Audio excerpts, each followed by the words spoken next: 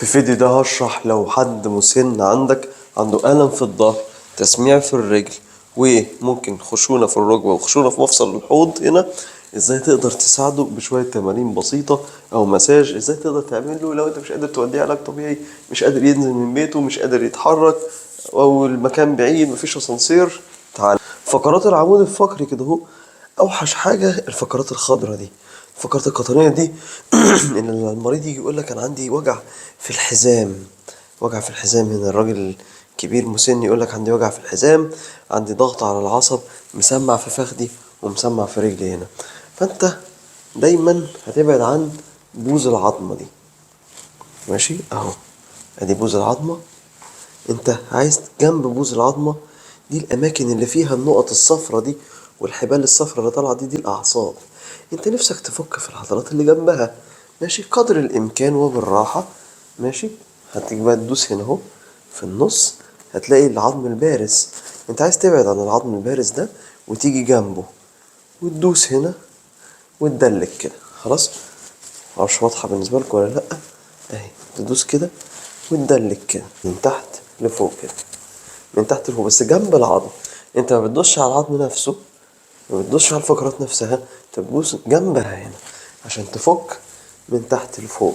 ماشي، ممكن تجيب كريم زي ده وتروح داهن مثلا شوية منه من تحت لفوق كده، من تحت لفوق كده كده، من تحت لفوق، من تحت لفوق، من تحت لفوق، بتدعك كده. الاتجاه التاني من جوه لبره، بتمشي من جوه لبره، من اول العظمة لبره.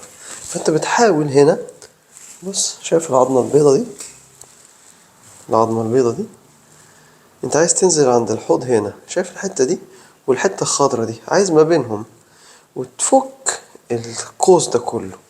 فانت القوس ده كله بيجي ازاي؟ انك بتيجي من النص هنا وتطلع لبره كده، كده وتطلع لبره كده. طيب تقعد كده مثلا 5 دقايق، كده 5 دقايق. خلصت دول، بص بقى الحركة التالتة.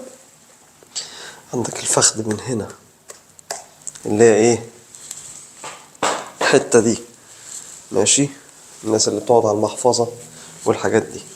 انا بقى عايز ادوس ازاي؟ كده اهو لتحت، كده اهو لتحت. شايف الدوسة لتحت دي؟ كأنك بتدوس من الاتجاه ده للاتجاه ده كده اهو، عكسها كده كده كده. فانت الحركة دي تقدر تدوس بيها كده وتدلك كده. ماشي، مش متعبة خالص بالنسبة لك انت، ماشي، وبالنسبة للمريض بتدوس وعلى قدر الامكان تدوس كده، تدعك كده، بحيث ان انت تفكفك الحتة دي. وممكن تشكل شوية، تقرب من العظمة، تبعد شوية، تنزل تحت هنا. بس انت كله في الحتة بتاعت الحقنة دي، لان هنا في العضلة الكمثرية اللي بيتخنق تحتها عصب النسا ويسمع في الرجل.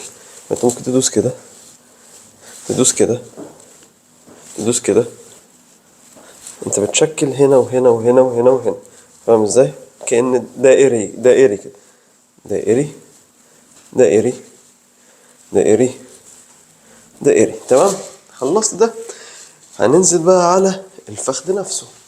عصب النسا بقى نفسه بيبقى ماشي في الخط الخارجي ده. خلاص، انت ممكن تبدأه من تحت لفوق، دايما تمشي على الخط اللي جنب خارجي ده.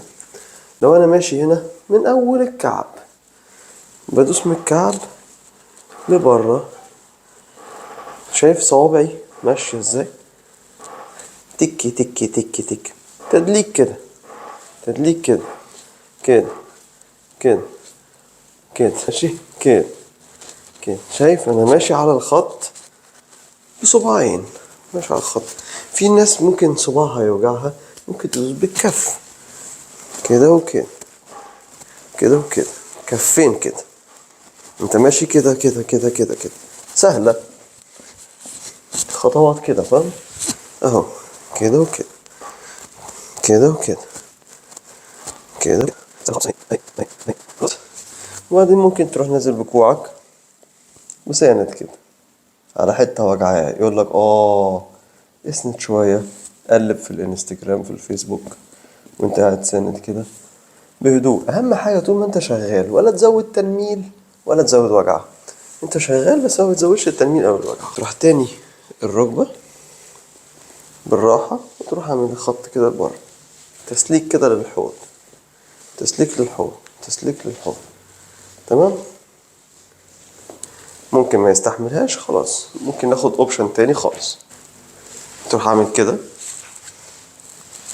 لقدام وتحاول تسلك كده. طبعا كل لو هي او سيدة كبيرة ممكن تروح لقدام وتلاقي هي عندها ليونة شوية، لكن الرجالة ممكن ما يستحملوش قوي. خلاص. او تلاقيه تانى ركبته. ماشي. بالراحة افردها وخليك في المفرود، لان لو هي اتنت ملهاش قيمة قوي بالنسبة لعصب النسا. لو هو مفروض هيبقى احسن. فانت تعمل كده كده وتحاول تجيب لقدام قدر الامكان. حسب المسنين ممكن ما يجيبوش لقدام قوي، ممكن تخليك قدام كده بس تحس. اهم حاجه يقول لك انا حاسس باطاله من اول المؤخره وكل الخلفيه وكل السمانه. ويا سلام لو جبت القدم كده كمان يبقى جميل جدا، بس مش لازم. خلاص كده اهو. مشي حالك كده، سلك خفيف خفيف ومفيش اي حاجه بعنف. كل التمارين دي ما تتعملش بعنف. خلاص. كرر كده 50 أو 60 مرة.